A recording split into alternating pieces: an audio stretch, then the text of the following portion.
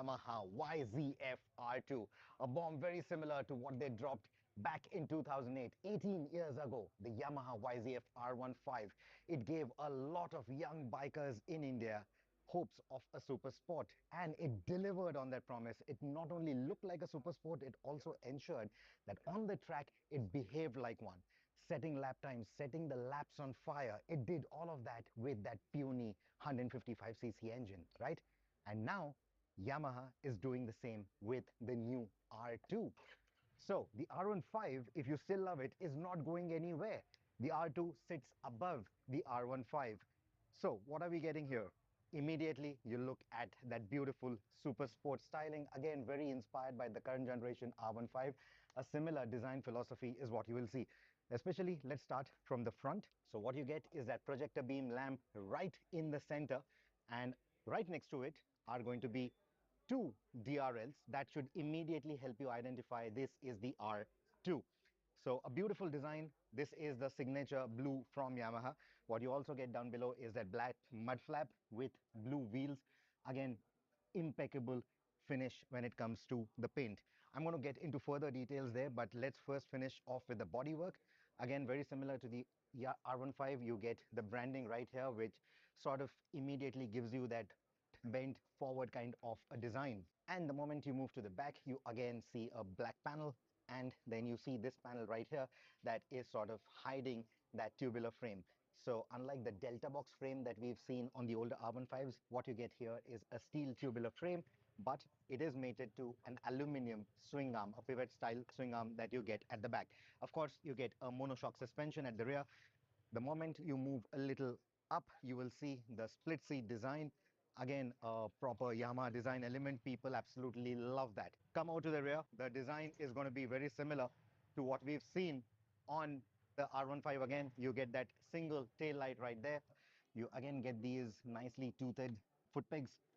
This is where the pillion is going to sit. They are still going to sit in a bit of that betal kind of a position because it is going to be pretty tall, but you get these nice rear set foot pegs right here for the rider. Quickly show you what the riding posture looks like.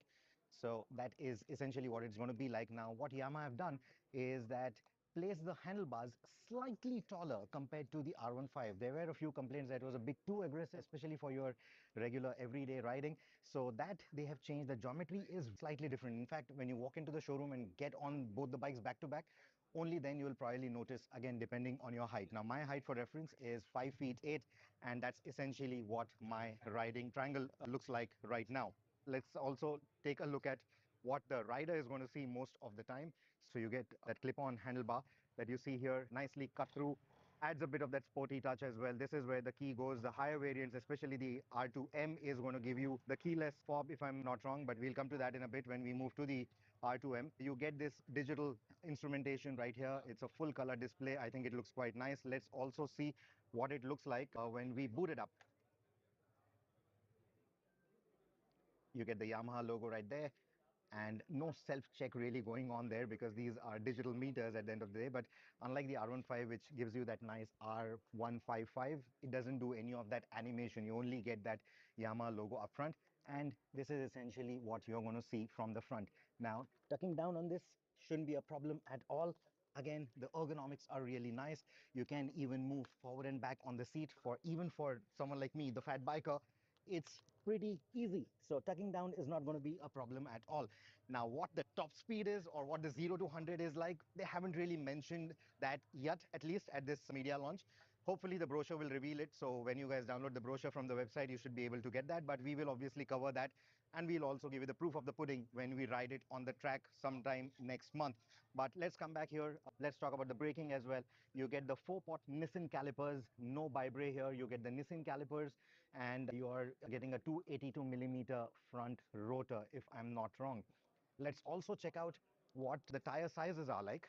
So at the front, we are getting the MRF Nilo Grip Zappers, and the tire size is 180/17, very similar to what we get on the Yamaha R15. What do we get at the rear? Okay, you're getting a 140, but let's also talk about the engine. So the R2. Now, don't ask me why is the R1 1000 cc is a liter class motorcycle, why is the R2 not 2000 cc? No, this is the same naming convention as something like the R7 or the R9. So what you're getting is a 204cc engine. Now, unlike what you get in some of the other Asian markets, the R25, which is a parallel twin, this is still going to be a single cylinder engine. And unlike the R15, you're not going to get VVA or variable valve actuation on this. This is still sort of derived from similar philosophy of the engine character and the engine hardware, so to say. In terms of the power, you're looking at about 26.5 PS if I'm not wrong, and about 19.1 newton meters, which comes up at about 8,000 rpm. And the torque curve that they showed us was a little skewed up. So I really want to see how it behaves on the road.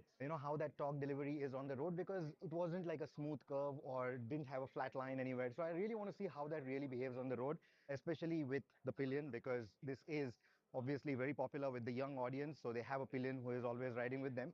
So we'll see how all of that is with a road test. As for the power, like I said, 26.5 PS, and that's developed at around 10,000 rpm. So it's still a peaky engine like we saw with the R15. But the interesting fact is, now with the lighter chassis that it runs, it actually weighs 149 kilos wet. That's the lightest in the segment.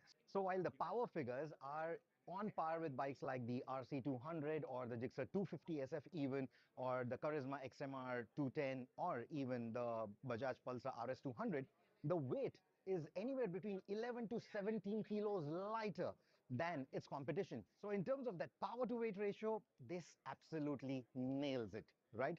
So I think in terms of the mechanicals, I think in terms of the specs, I think it just comes together rather nicely. And the design, as we spoke of, is absolutely brilliant. Now let's also take a look at a few of the bits that we probably didn't cover when we were talking about the design. So you're getting these LED turn blinkers right here, again nice and sharp, mounted within the housing that you get behind the fairing. You also get these mirrors, which should be easily adjustable. That shouldn't be a problem at all. Now the switch gear is slightly different than what we've seen on the R15, or correct me if I'm wrong. You get the home switch right here, and you are going to be able to basically use these to control everything. So you get the volume knobs, you get the song data unavailable. So basically this has Bluetooth connectivity. You will be able to sort of pair your phone with it, and I'm guessing even your headset with it if you have the communications device on your helmet. So we'll need to figure that out. I don't have clarity on that yet. You also get three different riding modes. So you have the sport, you have the street, and you have a rain. Power that you're going to get, or the torque delivery that you're going to get, it's going to adjust that a little bit, and it's going to make the traction control a little bit more aggressive. So yes, there is traction control on this. There's also a quick shifter available on it. In fact, you can also see the quick shifter written right here, and you will be able to see that right here. That's the quick shifter device, and it's going to cost you about 9,000 rupees more. But yeah, the standard base R2 is going to start at a price tag of 2,30,500. So if I'm not wrong, that's about 25 to 30,000 rupees more than the R15. Again, depending on which city you're buying it in, etc. The one with the quick shifter, like I said, that little unit is going to cost you 9,000 rupees more. So it's going to be available in a blue, and there is one more color. I think there is a black that's available somewhere. But yeah, that's essentially what you are going to get. And when you move to the R2M, essentially what you're getting is suspension adjustability. You can see it right here on the forks. You can adjust the preload right there. And you're also going to get adjustability for both the levers. So you will be able to see that right there. Both the levers are adjustable. And like I was telling you, the key fob makes way for a wireless system basically. So you're going to get the smart key. Now this is obviously compatible with the E20. They are not still talking about E25 or anything. Now I was talking about the pricing. So essentially you're looking at an entry price point of 2,30,000 rupees for the standard. You're looking at 2,39,500 for the one with the quick shifter. So that's 9,000 more. And if you want the suspension and the lever adjustability, you're looking at 2,53,000 if I'm not wrong. We'll flash that pricing on the screen, but that is going to be that significant step up because you are getting adjustable suspension with it. Bookings open immediately. The bike has been launched today. Like I said, we'll be riding it at the end of the month sometime, or maybe next month. So we will get you a full track test and a full road test of this vehicle. But let us know, what do you think about it? I think the specs are spot on. I think the design is spot on, and the pricing is, I think, definitely quite good when you compare it to its rivals. Would you pick it up over the R15? Would you pick it up over its rivals? Let us know in the comments below. Thank you so much for watching this one. Until the next one, take care, ride safe, and don't forget to follow Overdrive.